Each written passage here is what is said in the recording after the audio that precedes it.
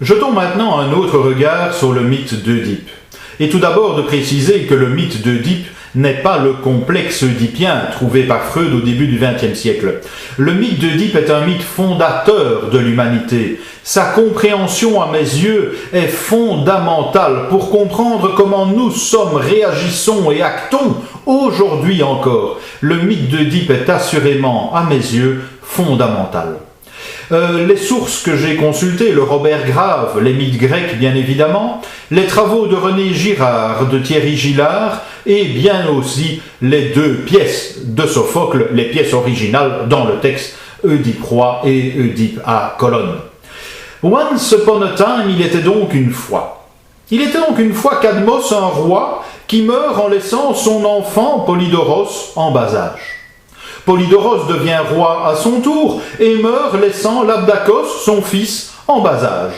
Labdakos redevient roi à son tour et meurt laissant Laios, son fils, en bas âge. Laios se marie avec Jocaste et de cette union naîtra Œdipe. Œdipe qui sera, on y reviendra, accueilli par Polybos et Méropée comme parents adoptifs. Œdipe qui à son tour aura 4 enfants, dont Antigone, nous y reviendrons. Oui, toute cette généalogie, est-ce que c'est important? Oui, fondamental. Le mythe d'Œdipe est à la base de toutes les théories en transgénérationnel et en psychogénéalogie. J'y reviendrai, je te renvoie d'ailleurs au décodage que j'en propose un peu plus bas dans la page de ce site. Revenons donc à notre histoire de la descendance, de l'ascendance plutôt d'Œdipe. Labdakos, donc son grand-père, meurt, laissant Laios bébé.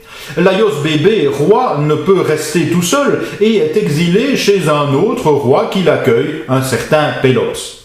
Et Laios, malheureusement, va provoquer la colère des dieux, parce qu'il enlèvera Chrysippe, le fils de son hôte. Fils de son hôte qui sera traumatisé par cet événement et se suicidera, provoquant la colère des dieux et entraînant chez Laios une malédiction sur lui et sur sa descendance. Laios, effectivement, en deviendra stérile. Or, un roi stérile, ce n'est pas bon, puisqu'il ne peut avoir de descendance. Du coup, Laios s'en ira à Delphes consulter l'oracle. L'oracle, c'est l'équivalent d'une voyante aujourd'hui qui l'accueille, et il lui pose évidemment la question « Mais comment c'est-il que ça se fait que je sois stérile? Non, mais des fois, quoi, hein ?» Et l'oracle de Delphes de lui répondre « Toi, inceste et parricide !» Nous constatons la pertinence de la réponse qui n'a strictement rien à voir avec la question. Et donc Laios s'en retourne chez lui, toujours stérile, et n'ayant pas plus d'éclaircissement qu'avant la consultation.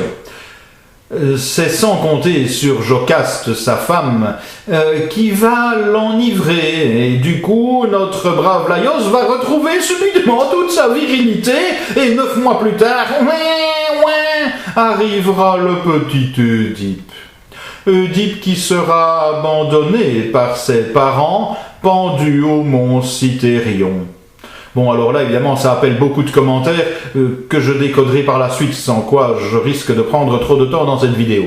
Donc, notre pauvre petit bébé Œdipe est abandonné par un berger censé le supprimer.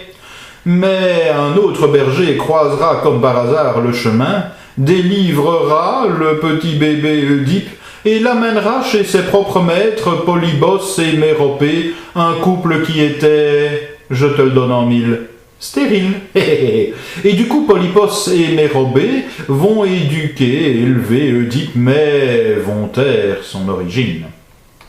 Et c'est ici que la malédiction opérera une première fois, car la rumeur va s'emparer d'Œdipe.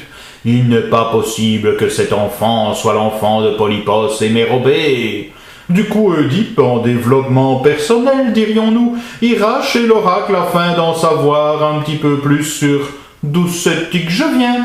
Vous constatez que l'oracle, la voyante, n'a toujours pas bougé de place et lui répondra « Toi, inceste et parricide », à croire qu'elle n'a qu'un seul disque dans son répertoire, et cette réponse ne convient bien évidemment pas à Œdipe, qui non seulement n'a pas d'éclaircissement sur sa question, mais qui en plus va se mettre à paniquer. « Mais moi j'aime bien mes parents, je ne veux pas leur faire de mal, je ne veux pas commettre l'inceste et le parricide.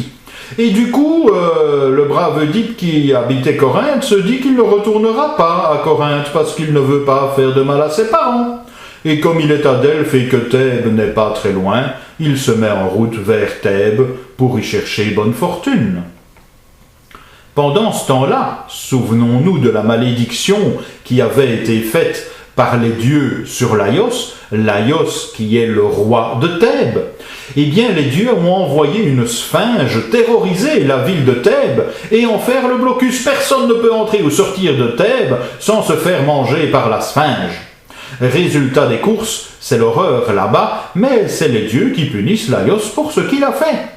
Résultat des courses, Laios, en bon roi qu'il est, cherche tout de même à en savoir plus et il parvient à déjouer la vigilance de la sphinge. Il quitte Thèbes et il s'en va à Delphes pour recevoir une information sur la manière de délivrer sa ville du fléau. Parce qu'évidemment, Laios ne se rend absolument pas compte qu'il ne fait que payer l'enlèvement qu'il avait commis sur Chrysippe. Nous avons donc Laios qui quittait pour aller vers Delphes, tandis que nous avons Oedipe qui quitte Delphes pour aller à Thèbes. Et donc ces deux personnages se croisent dans un défilé. Oedipe est rentré le premier, le cheval et le char de Laios se suivent, ils arrivent à ce moment-là à se rencontrer, et Laios lui dit « Mais casse-toi, espèce de berger, je suis un roi, laisse-moi passer ». Oedipe ne l'entend pas du tout de cette façon-là, s'ensuit une bagarre générale, dont Oedipe sortira vainqueur, mais en ayant tué le propriétaire du char, son père.